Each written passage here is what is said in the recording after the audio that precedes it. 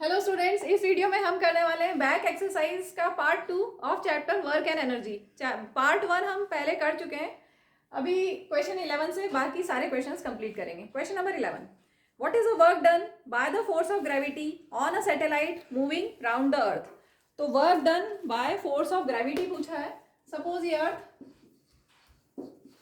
के आसपास satellite revolve कर रहा है एक फिक्स्ड ऑर्बिट में, ठीक है। सपोज सैटेलाइट ये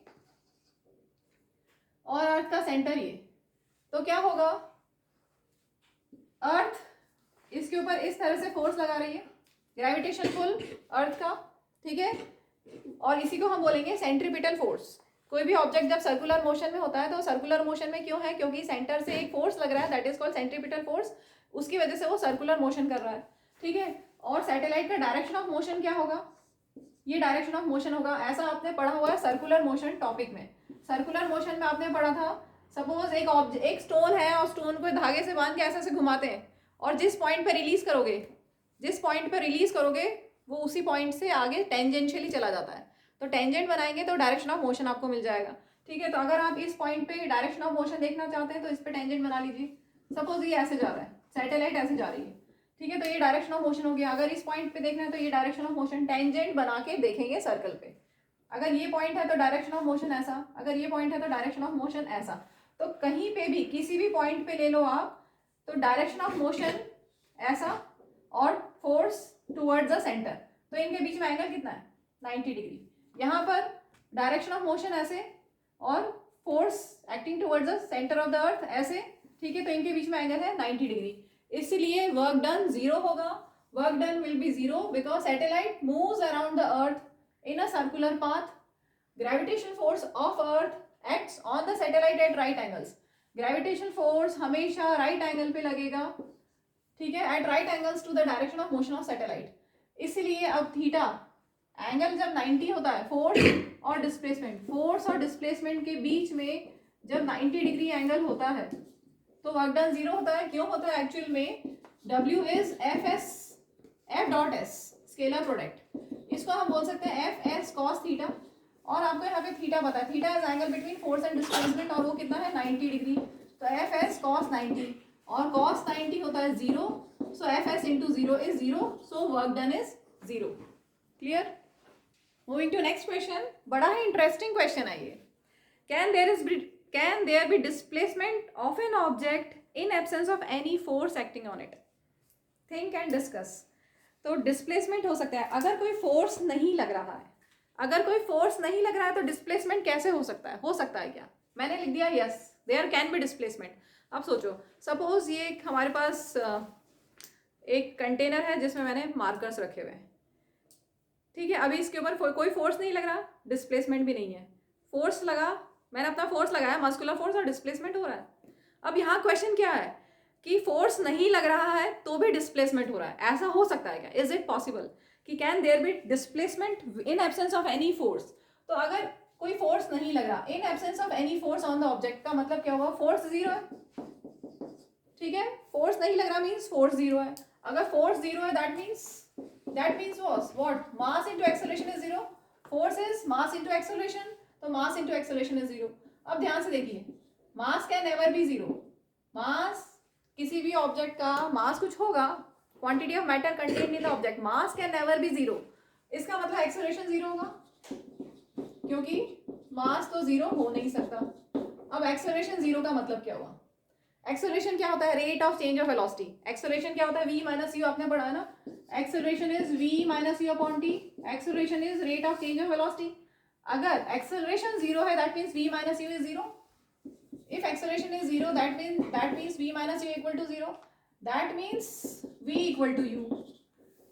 That means what? Initial velocity is same as final velocity. V means final velocity. U means initial velocity. तो अगर एब्सेंस ऑफ फोर्स है, अगर कोई फोर्स नहीं लग रहा, अगर ऑब्जेक्ट के ऊपर फोर्स जीरो है, नेट फोर्स जीरो है, कोई एक ऑब्जेक्ट है जिसके ऊपर कोई फोर्स नहीं लग रहा, इसका मतलब जितनी उसकी इनिशियल वेलोसिटी थी उतनी फाइनल वेलोसिटी थी। इसका मतलब क्या हुआ? अगर इनिशियल, इसमें दो सिचुएशंस हो सकती है, इनिशियल और फाइनल वेलोसिटी जीरो है, इक्वल है, इनिशियल और फाइनल वेलोसिटी इक्वल है, इसमें दो सिचुएशंस हो सकती हैं। अगर इनिशियल वेलोसिटी जीरो है तो क्या होगा, फाइनल वेलोसिटी भी जीरो होगी, that means object is at rest. यही लिखा है, in such a case the object is either at rest, वो भी मैंने समझाया। अगर इनिशियल वेलोसिटी जीरो है तो फाइनल वेलोसिटी भी जीरो होगी, क्योंकि अभी हमने डिराइव किया u इक्वल टू वी, अगर u जीरो है तो v भी जीरो होगा। क्लियर, इसका मतलब ऑब्जेक्ट रेस्ट पे, इनिशियल वेलोसिटी भी जीरो है, फाइनल वेलोसिटी भी जीरो है, that means object is at rest. तो ये केस नहीं है, हमारा जो आंसर है वो नेक्स्ट केस है, क्या, in a state of uniform motion in a straight line. Uniform motion यही होता है ना, if object covers equal distances in equal intervals of time. तो उसमें क्या होता है, इनिशियल वेलोसिटी जितनी है उतनी फाइनल वेलोसिटी होगी, तभी तो यूनिफॉर्म मोशन होगा। यूनिफॉर्म मोशन का मतलब क्या हुआ, जितनी वेलोसिटी अभी है, जितनी मेरी वेलोसिटी है, थोड़ी देर बाद भी उतनी है। अगर मेरी अभी 5 मीटर पर सेकेंड है तो थोड़ी देर बाद भी 5 मीटर पर सेकेंड है। तो कांस्टेंट वेलोसिटी से ऑब्जेक्ट जा रहा है। अगर ऑब्जेक्ट कांस्टेंट वेलोसिटी से जा रहा है, वही केस हमारा यहाँ पर है, in a state of uniform motion in a straight line अगर ऑब्जेक्ट है, इस वाले केस में, in the latter case, there is displacement of the object without any force acting on it. जितनी, अगर सपोज एग्जांपल ले रहे हैं, ठीक है, ये क्वेश्चन यहाँ तक पूरा हो चुका है। अगर हमने इनिशियल वेलोसिटी 5 मीटर पर सेकेंड लिए तो फाइनल वेलोसिटी भी 5 मीटर पर सेकेंड होगी। इसका मतलब ऑब्जेक्ट कांस्टेंट वेलोसिटी से जा रहा है, ऑब्जेक्ट कांस्टेंट वेलोसिटी से जा रहा है, इसका मतलब डिस्प्लेसमेंट तो हुआ, डिस्प्लेसमेंट हुआ, इसलिए हमने आंसर यस लिखा। इन एब्सेंस ऑफ एनी फोर्स, कब हो सकता है डिस्प्लेसमेंट, अगर ऑब्जेक्ट कांस्टेंट वेलोसिटी से जा रहा है, there is displacement of the object without any force acting on it if object is in state of uniform motion in a straight line, that means उसकी initial velocity और final velocity same है, तब हम बोल सकते हैं displacement होगा। इसमें देखो, हमने बोला कि फोर्स, जो फोर्स है, जब इनिशियल वेलोसिटी और फाइनल वेलोसिटी सेम है, तब कौन से फोर्सेस लग रहे हैं, बैलेंस्ड फोर्सेस, पढ़ा हुआ है ना हमने, बैलेंस्ड फोर्सेस लग रहे हैं। और बैलेंस्ड फोर्सेस का मतलब क्या होता है, net force zero, F net zero, balanced forces लग रहे हैं ऑब्जेक्ट के ऊपर, ऑब्जेक्ट कांस्टेंट वेलोसिटी से जा रहा है, इसका मतलब उस ऑब्जेक्ट के ऊपर, या ऑब्जेक्ट रेस्ट पे है। अगर ऑब्जेक्ट के ऊपर बैलेंस्ड फोर्सेस लग रहे हैं, इसमें दो केस हो सकते हैं, ऑब्जेक्ट या रेस्ट पे है या ऑब्जेक्ट कांस्टेंट वेलोसिटी से जा रहा है। तो कांस्टेंट वेलोसिटी से वाला जो केस है वही हमने यहाँ पर लिया है। बैलेंस्ड फोर्सेस का मतलब होता है कि फोर्सेस तो लग रहे हैं लेकिन नेट फोर्स जीरो है, ठीक है, तो नेट फोर्स जीरो है, तब भी ऑब्जेक्ट में डिस्प्लेसमेंट हुआ है। Moving to next question, a person holds a bundle of hay over his head for 30 minutes and gets tired. Has he done some work or not? तो ये ऐसे रखा हुआ है, अब बताओ वर्क हो रहा है या नहीं हो रहा है। ऐसा हम पहले भी पढ़ चुके हैं, क्योंकि डिस्प्लेसमेंट नहीं है, वर्क कब होता है, two conditions necessary for work to be done, force should act on the object and the object must be displaced. यहाँ पर हम खड़े हुए हैं, हम लगातार उसको होल्ड किए हुए हैं, लेकिन क्योंकि डिस्प्लेसमेंट नहीं है कुछ भी, इसलिए वर्क डन जीरो होगा। ठीक है, यही लिखा है, no work is done only when a force is able to move the object, here the person does not move, so no work is done, क्योंकि डिस्प्लेसमेंट नहीं हुआ। अगर या फिर फोर्स भी हो और डिस्प्लेसमेंट भी हो तभी वर्क होगा, यहाँ पर डिस्प्लेसमेंट जीरो है तो वर्क डन जीरो होगा। Work is F S cos theta, ठीक है, यहाँ पर हम, ये हमारे पास जीरो है, दिस इज जीरो, ठीक है, तो पूरा जीरो हो गया। ठीक, moving to next question, an electric heater is rated 1500 watt. तो वॉट क्या है, पावर, पावर की यूनिट वॉट होती है, ठीक है, तो आपको दिया है 1500 वॉट पावर दी हुई है। How much energy does it use in 10 hours, time आपको दिया हुआ है 10 आवर्स। अब आपके पास फॉर्मूला क्या है, power is rate of doing work, ये आपने पढ़ा हुआ है, power is rate of doing work means W/T, और जितना वर्क होगा, जितनी एनर्जी होगी उतना ही वर्क आप कर सकते हो, दैट मीन्स E, वर्क को हमने लिख दिया E। अब हमारे पास फॉर्मूला क्या आ गया, P = E/T, ठीक है, तो यहाँ से हम E को क्या लिख सकते हैं, PT, पावर इंटू टाइम। ये फॉर्मूला याद कर लो, काम आएगा, E = PT, बहुत ईजी है, पावर इंटू टाइम, टाइम को आर में रहने दें, तो ये आ जाएगा 15,000 वॉट आवर, या हम बोल सकते हैं 15 किलो वॉट आवर, या फिर 15 यूनिट्स, सभी तरह, ऐसे भी चलेगा ऐसे भी चलेगा, ठीक है, तो ये एनर्जी आ गई 15 kilowatt hour. Moving to next question, illustrate the law of conservation of energy by discussing the energy changes which occur when we draw a pendulum bob to one side and oscillate, allow it to oscillate. इसके आगे के parts बाद में देखते हैं, पहले हम इसका इलस्ट्रेशन कर दें. Law of conservation of energy होता क्या है पहले ये समझ लें. Law of conservation of energy के accordingly energy can neither be created not destroyed. सिर्फ उसकी फॉर्म चेंज हो सकती है. It can only be converted from one form to another. ये हमारे पास सपोज पेंडुलम है, ये है सिंपल पेंडुलम. एक रिजिड सपोर्ट है, लॉन्ग थ्रेड है और एक बॉब है, मेटल बॉब. ठीक है, ये होता है पेंडुलम. अब हमने यहाँ पर क्या बोला है, क्वेश्चन में बोला गया है कि when it is allowed to oscillate, तो वॉयलेशन होगा क्या कंजर्वेशन ऑफ एनर्जी का इलस्ट्रेट करना हमें. तो जब हम इसको ऑसिलेट कराते हैं, आपके पास ऐसे बॉब हैंग है, बॉब को आपने यहाँ तक लेके गए और रिलीज कर दिया, तो क्या होगा, वो ऐसे जाएगा, फिर ऐसे जाएगा, फिर वापस ऐसे ऐसे ऐसे ऐसे. क्या हमेशा जाता रहेगा? हमेशा ऐसा नहीं जाएगा, धीरे धीरे धीरे धीरे करके वो रुक जाएगा. ऐसे ही होगा ना. तो यहाँ पे यही पूछ रहे हैं कि हमने बोला है कि energy can neither be created not destroyed, से उसकी फॉर्म चेंज हो सकती है. तो यहाँ तो वो धीरे धीरे करके इवेंचुअली इट विल स्टॉप. तो कहाँ गई एनर्जी? एनर्जी तो क्रिएट ही नहीं हो सकती, डिस्ट्रॉय भी नहीं हो सकती, तो कहाँ गई एनर्जी? इसी को हम यहाँ पर समझेंगे. तो ये हमारा है rigid structure, rigid support.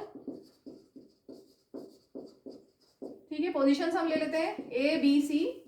A and C are extreme positions. A and C are called extreme positions.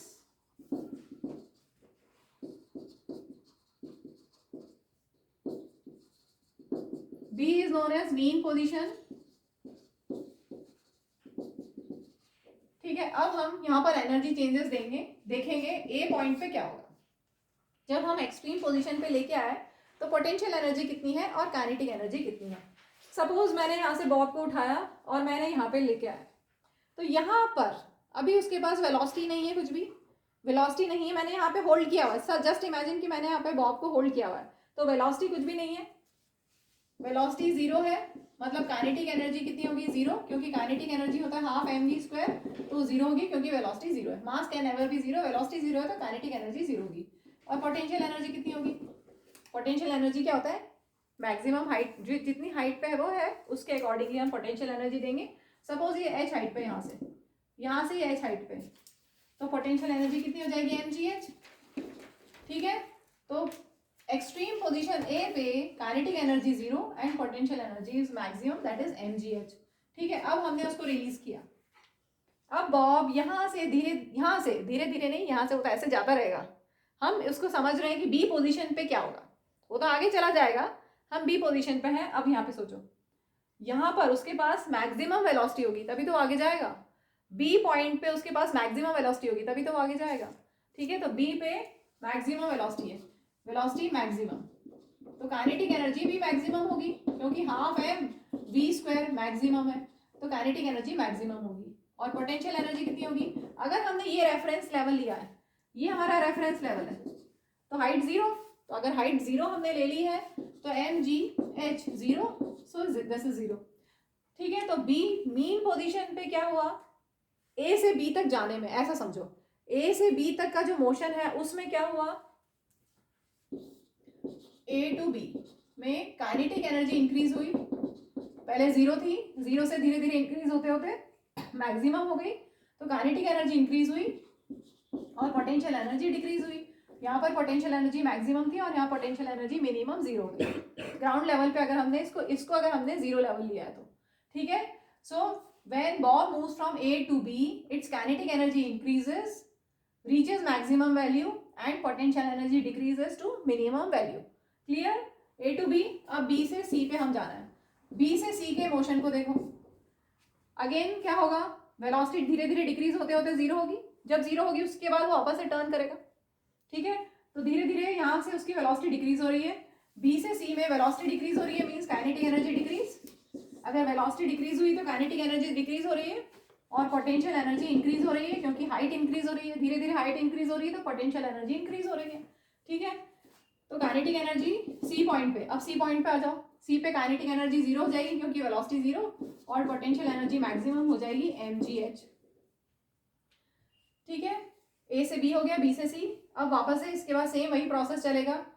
अगर आप समझना चाहें तो थोड़ा सा और लिख देती हूँ मैं. अब सी से वापस बी पे आ रही हो, सी से बी, सी से बी क्या होगा, धीरे धीरे उसकी काइनेटिक एनर्जी इंक्रीज होती जाएगी, सी से बी में काइनेटिक एनर्जी इंक्रीज, और हाइट कम होती जा रही है तो पोटेंशियल एनर्जी डिक्रीज, ठीक है। और फिर बी से ए में क्या होगा, बी से ए में पोटेंशियल एनर्जी इंक्रीज हो रही है और काइनेटिक एनर्जी डिक्रीज हो रही है, काइनेटिक एनर्जी डिक्रीज और पोटेंशियल एनर्जी इंक्रीज, ठीक है। तो एनर्जी कहीं लॉस्ट नहीं है, अगर काइनेटिक एनर्जी इंक्रीज हो रही है तो पोटेंशियल एनर्जी डिक्रीज हो रही है, और काइनेटिक एनर्जी डिक्रीज हो रहा है तो इक्वल अमाउंट में पोटेंशियल एनर्जी इंक्रीज हो रही है, ठीक है। तो यही तो है law of conservation of energy की एनर्जी से फॉर्म चेंज कर रही है, energy can neither be created not destroyed, उसकी सिर्फ फॉर्म यहाँ पर चेंज हो रही है, पोटेंशियल से काइनेटिक, काइनेटिक से पोटेंशियल। यहाँ पर क्या था, काइनेटिक एनर्जी जीरो थी, यहाँ पर पोटेंशियल एनर्जी जीरो हो गई, ठीक है, फिर काइनेटिक एनर्जी जीरो हो गई, और ये प्रोसेस विल गो ऑन अगर ये पूरा सिस्टम हमने वैक्यूम में रखा है तो। लेकिन प्रैक्टिकली हम एयर में रखेंगे, एयर में रखेंगे तो due to air resistance it will eventually stop, due to air resistance it will stop. आगे का क्वेश्चन है, ये तो इलस्ट्रेशन हो गया, अब आगे देखते हैं। चलिए इसमें जो 3 क्वेश्चन है छोटे छोटे ये कर लेते हैं। Why does a bob eventually comes to rest, bob rest पे क्यों आ जाएगा, ड्यू टू एयर रेजिस्टेंस। अभी मैंने बताया था वैक्यूम होता तो ये कभी रेस्ट पे नहीं आता, फॉर एवर वो ऐसे मूव होता रहता, ऑसिलेट करता रहता, लेकिन due to air resistance it will eventually comes to rest, ठीक है। नेक्स्ट है what happens to its energy eventually, क्या होगा उसकी एनर्जी को, it will get lost in the surroundings, the pendulum loses its kinetic energy, उसके पास जो काइनेटिक एनर्जी थी वो लूज करेगा to overcome friction, air friction, and stops after some time. आगे है is it a violation of law of conservation of energy, no it is not violation of conservation of energy, because the energy lost by the pendulum, energy lost by the pendulum to overcome friction is gained by the surroundings, pendulum ने energy lose की, surrounding ने energy gain की, ठीक है। Hence the total energy of the pendulum and surrounding system remains conserve. अगर हम इसको एक पूरा सिस्टम मान लें, सराउंडिंग और पेंडुलम, ये हमारा पेंडुलम है और ये सराउंडिंग्स, ठीक है। तो ये अगर एक आइसोलेटेड सिस्टम है, इस आइसोलेटेड सिस्टम में जितनी एनर्जी पहले थी उतनी बाद में थी, इसकी जो काइनेटिक एनर्जी, इस पेंडुलम के पास जो काइनेटिक एनर्जी थी वो सराउंडिंग्स में चली गई, तो एज अ होल जो सराउंडिंग में एनर्जी है प्लस पेंडुलम के पास जो एनर्जी है वो एज अ होल कंजर्व्ड है, वही की वही है जितनी पहले थी, ठीक है। Moving to next question 16th, an object of mass m is moving with constant velocity v,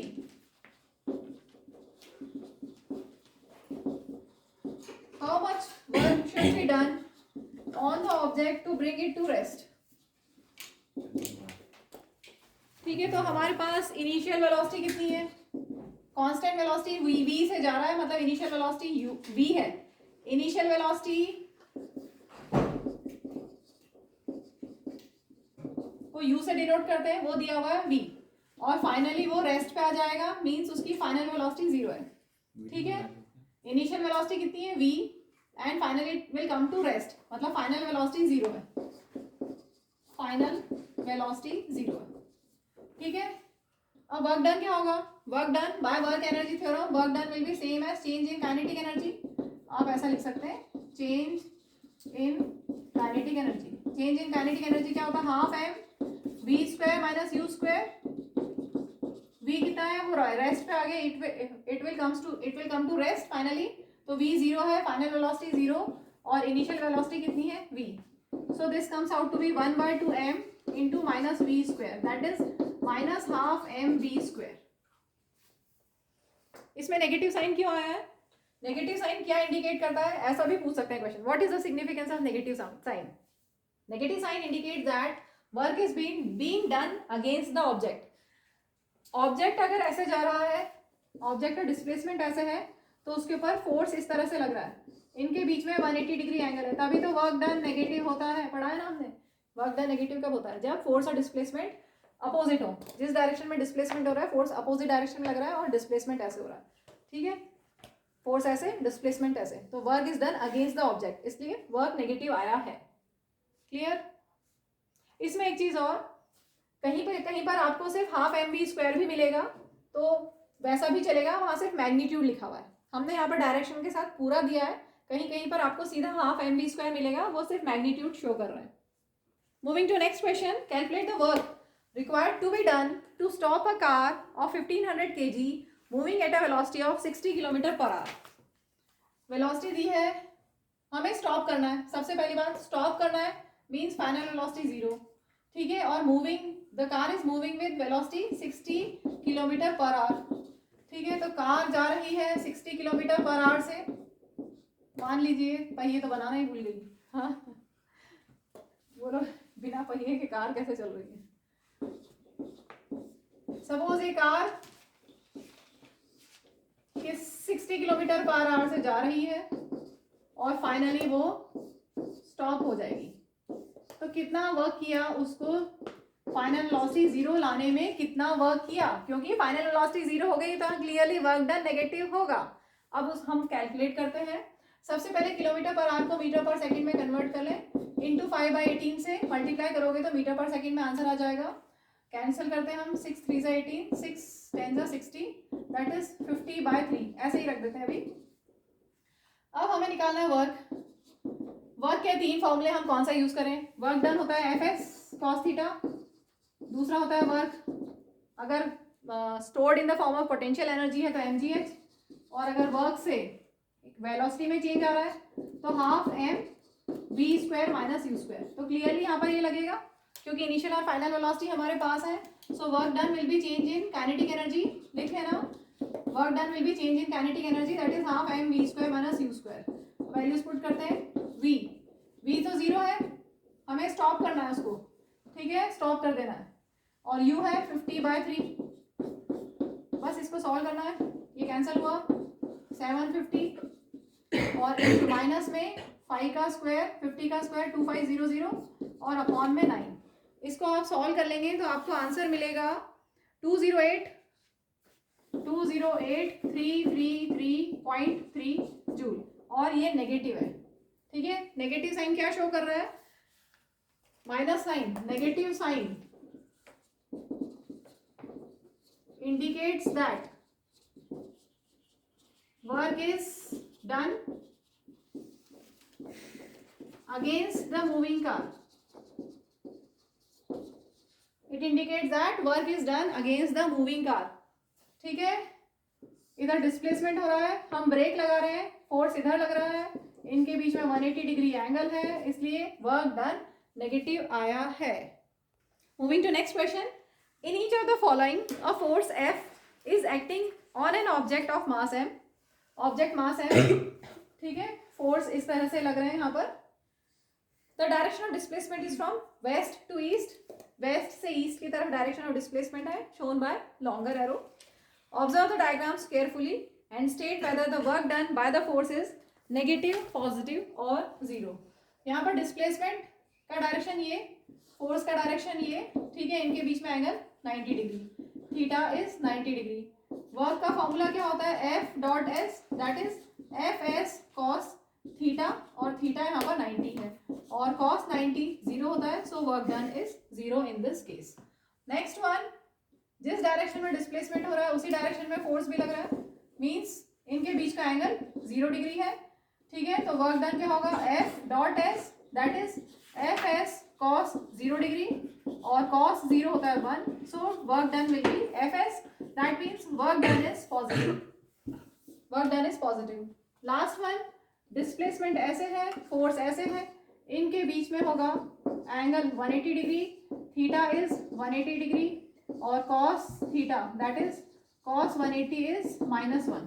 So work done will be F.S, scalar product of force and displacement, that is Fs cos 180 and 180 cos 180 is -1. So work is negative. Work is negative. तो first case में 90 degree जब angle बन रहा है तो work done 0. Same direction में force and displacement का तो वर्क डन इज पॉजिटिव, और जब उनके बीच में 180 डिग्री का एंगल है तो work done is negative. Next question is somewhat similar to question number 12. यहाँ पे दिया है, Soni says that acceleration in an object could be 0 even when several forces are acting on it. Do you agree? Why? तो acceleration 0 है, क्या बोल रहे हैं, एक्सेलरेशन 0 है और बहुत सारे फोर्सेस लग रहे हैं. फोर्सेस तो लग रहे हैं, सपोज F1 फोर्स लग रहा है, F2 फोर्स लग रहा है, F3 F4 बहुत सारे फोर्सेस लग रहे हैं, और एक्सेलरेशन 0 हो सकता है क्या ऐसा? अगर फोर्स लग रहा है तो एक्सेलरेशन कुछ होगा, आप ऐसे ही सोचोगे। चलो अब इसको समझते हैं एग्जाम्पल से।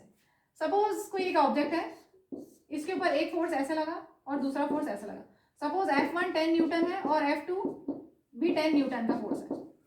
F1 10 न्यूटन का फोर्स है और F2 भी 10 न्यूटन का फोर्स है, लेकिन इक्वल एंड अपोजिट। इक्वल तो है लेकिन अपोजिट डायरेक्शन में।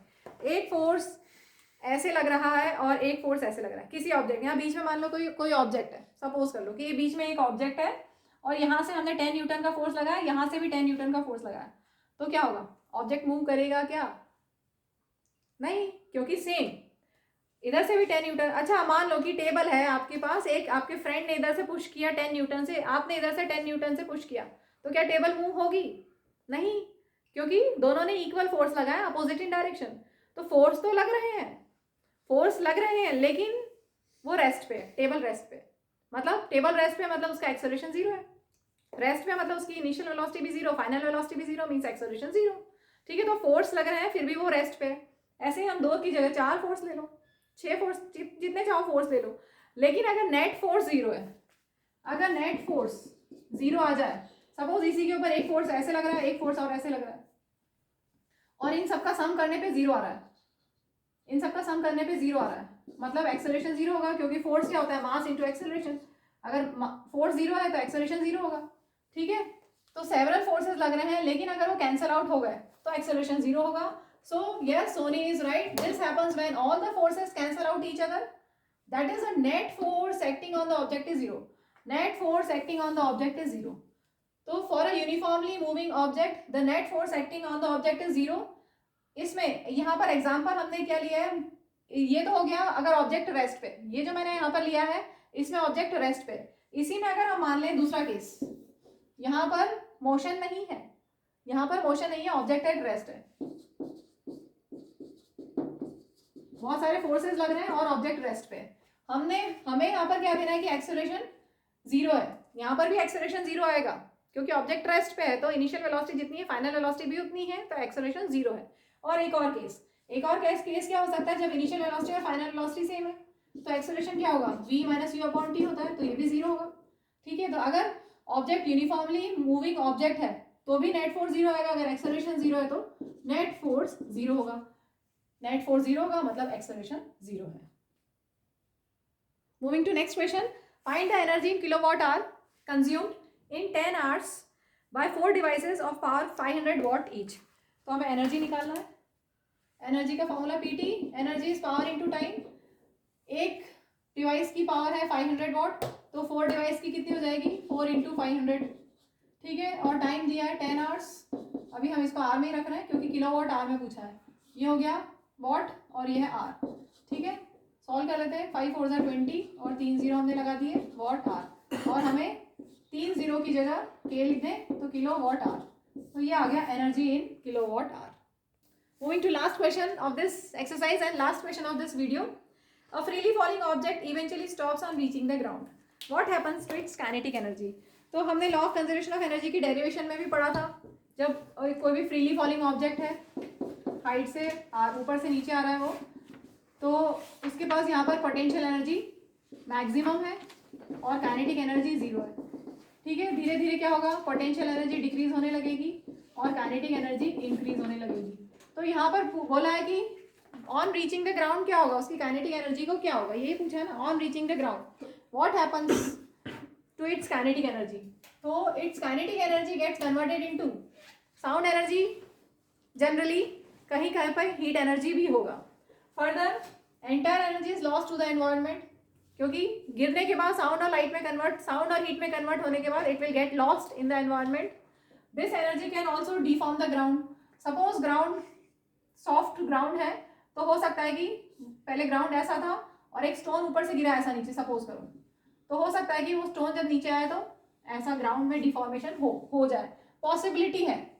ठीक है, deform the ground with respect to the nature of ground and the amount of energy possessed by the object. अगर ऑब्जेक्ट के पास ज्यादा एनर्जी है और ये नेचर ऑफ ग्राउंड ऐसा है कि वो डिफॉर्म हो सकता है, तो इस एनर्जी से डिफॉर्मेशन भी हो सकता है। वो डिपेंड करेगा कि कैसा ग्राउंड है और कितनी एनर्जी इस ऑब्जेक्ट के पास है। तो मेनली जो काइनेटिक एनर्जी है वो साउंड और हीट एनर्जी में कन्वर्ट हो जाएगी, मेनली साउंड एनर्जी में।